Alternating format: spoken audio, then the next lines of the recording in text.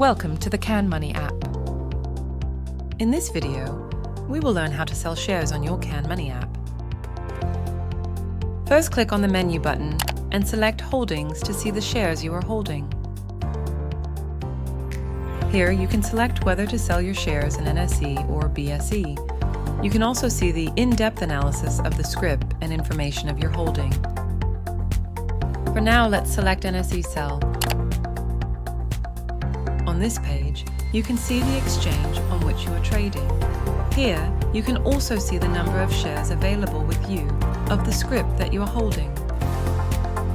Enter the number of shares that you want to sell in this box, and if your order is a limit order, enter your desired price in the box on right. Select whether you want to place a limit order or market order. For now, we'll select market order. You may also select your order term to determine how long your order stays in the market. Now finally, click on Sell Order to sell your shares. Confirm your order and your order will be sent to the exchange. You can check your order in your order book. And congratulations, you have sold your shares.